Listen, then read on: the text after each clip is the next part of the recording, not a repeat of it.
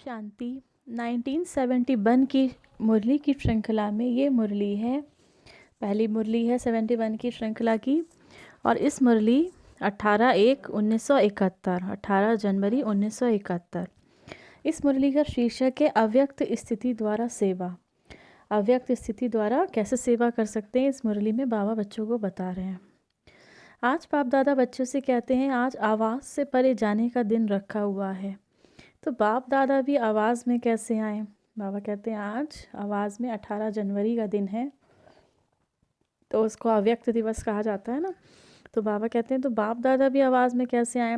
आवाज़ से परे रहने का अभ्यास बहुत आवश्यक है।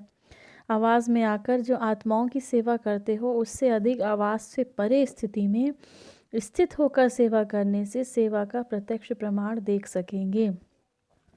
बाबा कहते हैं जो आवाज़ में आकर आत्माओं की आप सेवा करते हो, उससे ज़्यादा जब आप आवाज़ से परे अव्यक्त स्थिति में, माना फरिश्ता स्थिति में जब आप सेवा करोगे तो उसका प्रत्यक्ष प्रमाण देखेंगे।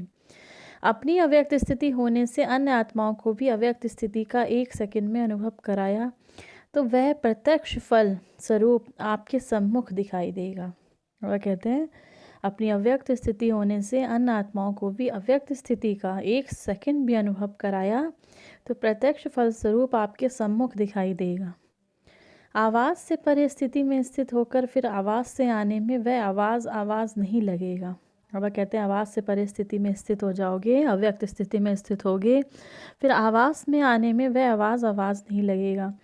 लेकिन उस आवाज़ में भी अव्यक्ति वाइब्रेशन का प्रवाह किसी को भी बाप की तरफ आकर्षित करेगा।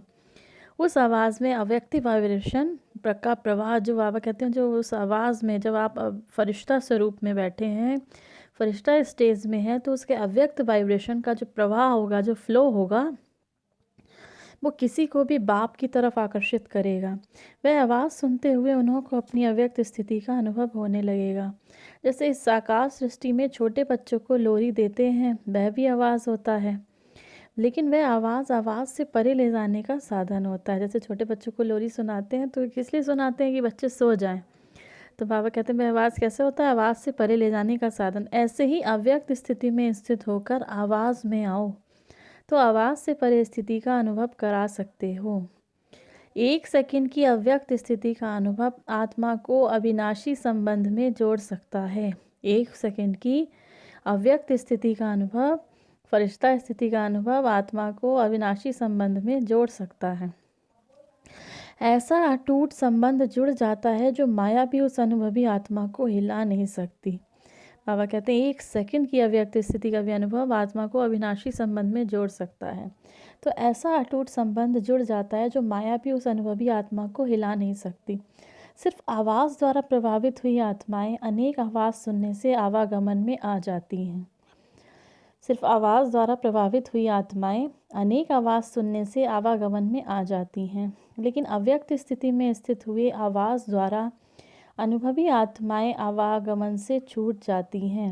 बाबा ने कहा लेकिन अव्यक्त स्थिति में स्थित हुए आवाज़ द्वारा अनुभवी आत्माएं आवागमन से छूट जाती हैं। ऐसी आत्माओं के ऊपर किसी भी रूप का प्रभाव नहीं पड़ता। सदैव अपने को कंबाइंड समझ, किससे कंबाइंड, बाबा से कंबाइंड समझकर कंबाइंड रूप की सर्विस करो, अर्थात अव्यक्त स्थिति और फिर आवाज़, दोनों की कंबाइंड रूप की सर्विस वारिस बनाएगी। बाबा कहते हैं दोनों की कंबाइंड रूप की सर्विस आपको वारिस बनाएगी। सिर्फ आवाज़ द्वारा सर्विस करने से प्रजा बनती जा रही है, तो आप सर्विस में नवीनता लाओ। इस प्रकार की सर्विस करने का साधन कौन सा है। जिस समय सर्विस करते हो उस समय, बाबा कहते हैं इस समय सर्विस करते हो उस समय मंथन चलता है, लेकिन याद में मग्न ये स्टेज मंथन की स्टेज से कम होती है।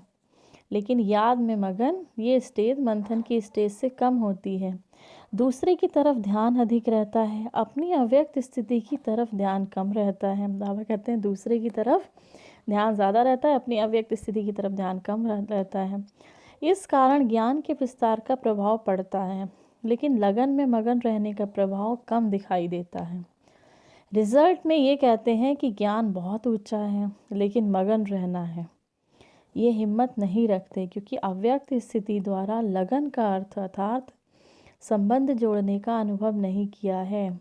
अव्यक्त स्थिति द्वारा लगन का अर्थ अर्थात बाबा से जब अव्यक्त स्थिति में रहें और लगन के साथ बाबा से जब संबंध जुड़ता है तो बाबा कहते हैं उसका अनुभव नहीं किया है।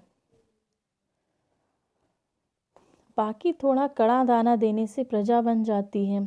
अब के संबंध जुटने से ही भविष्य संबंध में आएंगे, नहीं तो प्रजा में बाबा कहते हैं अब बाबा से संबंध जुटेगा तो भविष्य में संबंध में आएंगे। अभी से जो आप बाबा से संबंध जितना नज़दीक का होगा, जितना बाबा के नज़दीक होंगे उतना ही आप बाबा से वहाँ पर भी माना सतयुग में भी संबंध में आएंगे, करीब के संबंध में आएंगे, नहीं तो प्रजा में आ जाएंगे। ब्रह्मा बाबा के आप करीब के संबंध में आएंगे। तो नवीनता यही लानी है जो 1 सेकंड में अव्यक्त अनुभव द्वारा संबंध जोड़ना है। संबंध और संपर्क दोनों में फ़र्क है। संपर्क में आते हैं, संबंध में नहीं आते हैं, समझा। आज के दिन अव्यक्त स्थिति का अनुभव किया है। बाबा कहते हैं 18 जनवरी का दिन था तो अव्यक्त दिन बोलते हैं उसको। तो बाबा कहते हैं आज के दिन अव्यक्त स्थिति का अनुभव किया है। यही अनुभव सदा काल कायम रखते रहो तो औरों को भी अनुभव करा सकेंगे। आजकल बाड़ी व अन्य साधन अनेक प्रकार से अनेकों द्वारा आत्माओं को प्रभावित कर रहे हैं। आजकल बाड़ी या अन्य साधन अनेक प्रकार से अनेकों द्वारा आत्माओं को प्रभावित कर रहे हैं, लेकिन अनुभव सिवाय आप लोगों के अन्य कोई नहीं कर सकते। बाबा कहते हैं अनुभव सिवाय आप लोगों के और कोई नहीं कर सकते, ना करा सकते हैं, क्योंकि हमें बाबा ने चुना है, हम बाबा के ब्राह्मण बच्चे हैं। इसीलिए आज के समय में अनुभव कराने की आवश्यकता है। सभी के अंदर अभिलाषा भी है। थोड़े समय में अनुभव करने के इच्छुक हैं, सुनने के इच्छुक नहीं। अनुभव में स्थित रहे, अनुभव कराओ। जब आप अनुभव में स्थित रहोगे, माना अव्यक्त स्थिति में स्थित रहोगे, तो आप अनुभव करा सकोगे किसी को। सभी का स्नेह वतन में मिला। सुनाया था 3 प्रकार की याद स्नेह वतन में पहुंची, वियोगी, योगी और स्नेही। तीनों ही रूप का याद प्यार बाप दादा को मिला। रिवाइज कोर्स के वर्ष भी समाप्त होते जा रहे हैं। बाबा कहते हैं वियोगी, योगी और स्नेही तीनों रूप का याद प्यार बाबा को मिला। रिवाइज कोर्स के वर्ष भी समाप्त होते जा रहे हैं। वर्ष समाप्त होने से स्टूडेंट को अपनी रिज़ल्ट निकालनी होती है। तो इस वर्ष रिज़ल्ट में हर एक को अपनी कौन सी रिज़ल्ट निकालनी है। बाबा कहते हैं वर्ष समाप्त होने से स्टूडेंट की अपनी रिज़ल्ट निकालनी होती है। तो इस वर्ष की रिज़ल्ट में हर एक को अपनी कौन सी रिज़ल्ट निकालनी है, इसके लिए मुख्य 4 बातें ध्यान में रखनी है। 1, अपने में सर्व प्रकार की श्रेष्ठता कितनी है। दूसरा, संपूर्णता में व सर्व के संबंध में समीपता कितनी आई।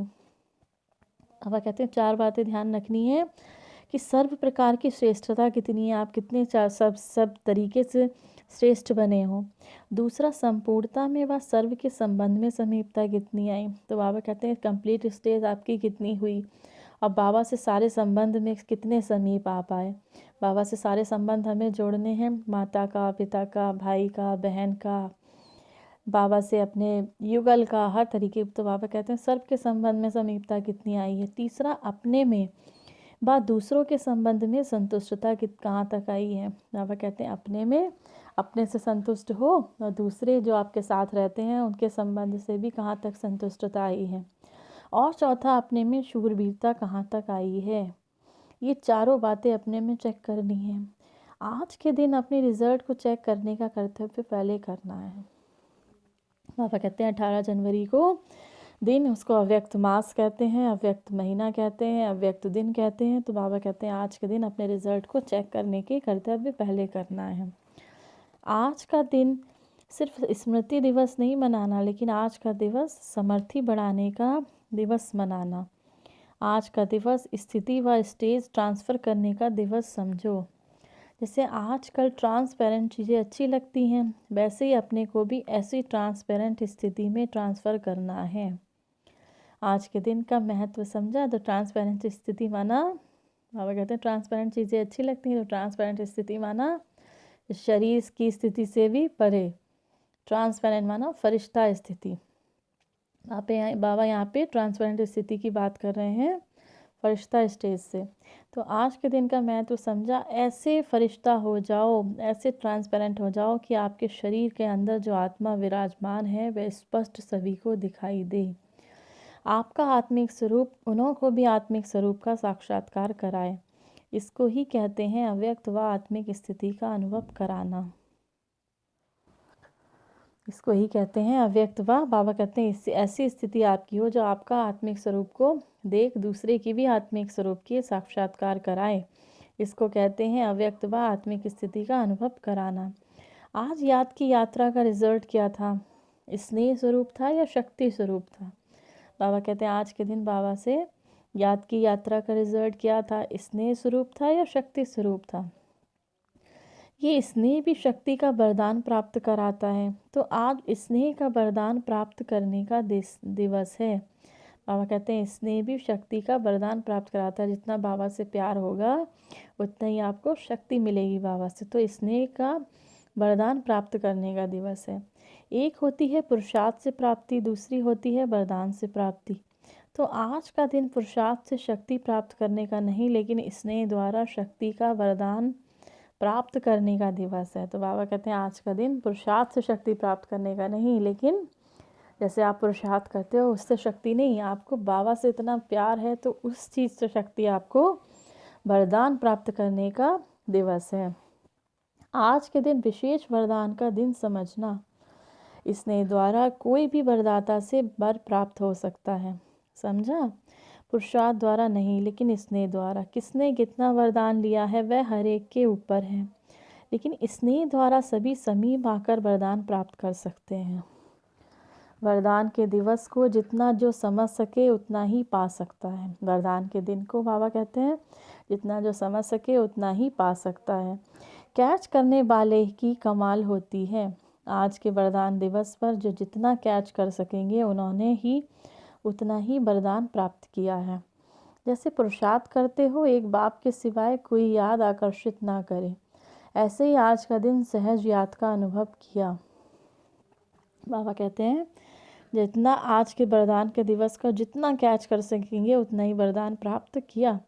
बाबा ने कहा वरदान जितना कैच कर सकेंगे। अव्यक्त दिन था, अव्यक्त दिवस था, अव्यक्त दिवस है उस दिन। 18 जनवरी को बहुत बड़ा दिन होता है। अव्यक्त दिवस पूरा महीने को अव्यक्त मास कहते हैं। तो बाबा कहते हैं जितना वरदान कैच कर सकते हो उतना ही वरदान आप प्राप्त कर सकते हो। जैसे पुरुषार्थ करते हो एक बाप के सिवाय कोई याद आकर्षित ना करे, ऐसे ही आज का दिन सहज याद का अनुभव किया। अच्छा, ये थी हमारे बाबा की बहुत सुंदर मुरली 18 जनवरी 1971 की,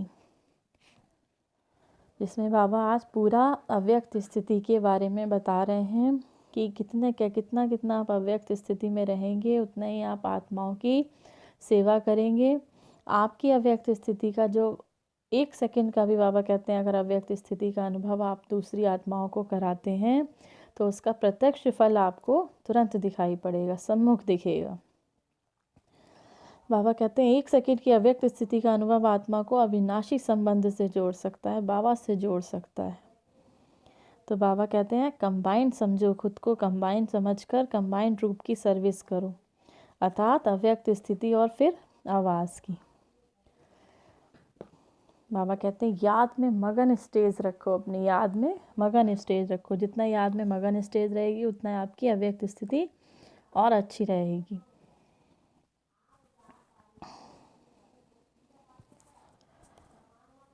तो बाबा और कहते हैं कि आपको लास्ट में बाबा कहते हैं पुरुषार्थ प्राप्ति। अब आप इस दिन जो अव्यक्त दिवस है स्पेशली जिस दिन आपका 18 जनवरी होता है, बाबा उसमें कहते हैं आपको बाबा से इतने प्यार से इतना स्नेह से बाबा को याद करना है तो आपको शक्ति खुद ही बाबा से स्वतः ही मिलती रहेगी।